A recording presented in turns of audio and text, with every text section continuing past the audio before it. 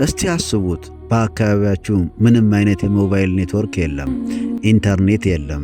መኪናችሁ አስነስታችሁ የምትሄዱበት መንገድ ቢበዛ 1 ኪሎ ሜትር ብቻ ነው። ድንገት በጠና በተታመሙ ቀዶ ጥገና ቢያስፈልጋችሁ ሆስፒታል ለመድረስ 6 ቀናት በባህር ላይ መጓዝ አለባችሁ። እንኳን ወደ ትሪስታን ዳ ኩንሃ በደህና መጡ።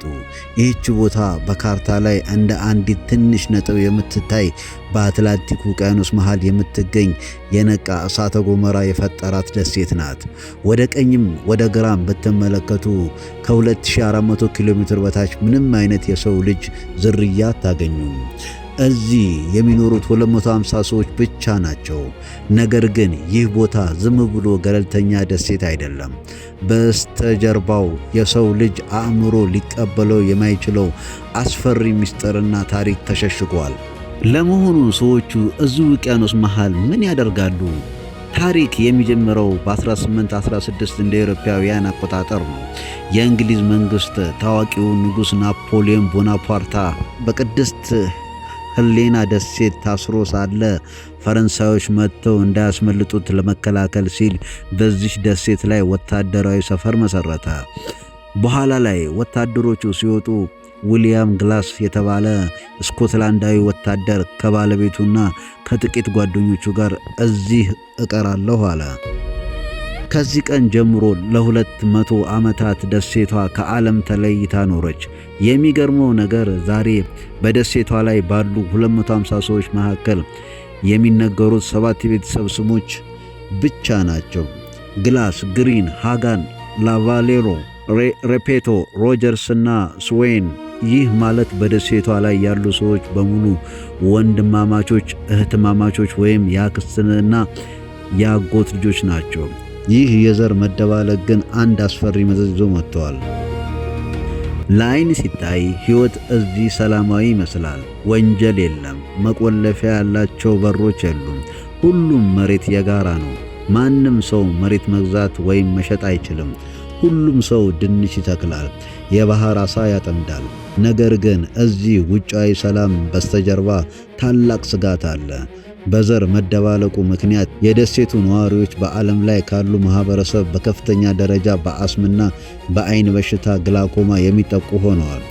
የባሰው ደግሞ ልንገራችሁ፣ በደሴቷ ላይ አውሮፕላን ማረፊያ የለም። የባህር ማዕበሉ በጣም ጨካኝ ስለሆነ ወደ ደሴቷ መርከብ ሊጠጋ የሚችለው በዓመት 60 ቀናት ብቻ ነው። በቀሪዎቹ ቀናት ከታመማችሁ ማንም ሊያድናችሁ አይችልም። ተፈጥሮ በፈቀደችው ሕግ ብቻ ነው የምትኖሩት። በጥቅምት ወር 1961 እንደ አውሮፓውያን አቆጣጠር በደሴቷ ላይ የነበረው ትልቅ ተራራ ድንገት መንቀጥቀጥ ጀመረ። መሬቱ ተሰነጠቀ እና ቀይ የሚፈላ ላቫ የእሳተ ገሞራ እሳት ወደ መንደሯ መፍሰስ ጀመረ። 250ዎቹ ነዋሪዎች ምንም ይዘው ሳይወጡ ወደ ባህር ዳርቻው ሮጡ። እንደ ድል ሆኖ አንድ የዓሣ ማጥመጃ መርከብ በቅርብ ስለነበረች በሙሉ አዳናቸው። ወደ እንግሊዝ ለንደን ይዟቸው ተጓዘ።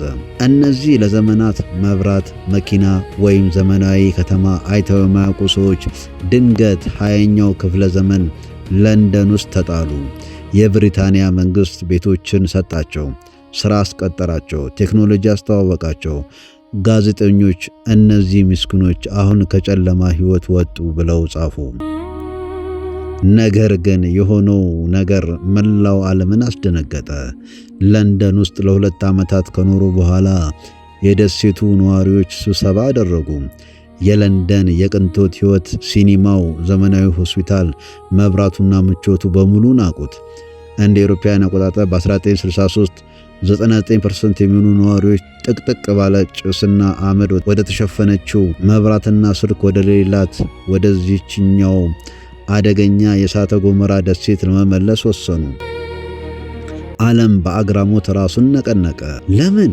ምን አይነት ምስጢራዊ ኃይል ነው ወደዚህ ብቸኝነት የሳባቸው? ነዋሪዎቹ ሲናገሩ በለንደን ሕይወት ውስጥ ሰላም የለም። ሁሉም ሰው ለገንዘብ ይሮጣል። ጎረቤቱን አያውቅም። እዚህ ግን እኛ አንድ ቤተሰብ ነን ይላሉ።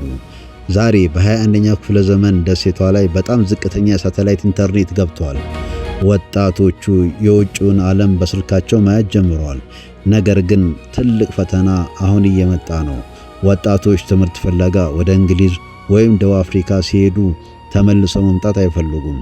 የህዝብ ቁጥሩ በየዓመቱ እያነሰ ነው።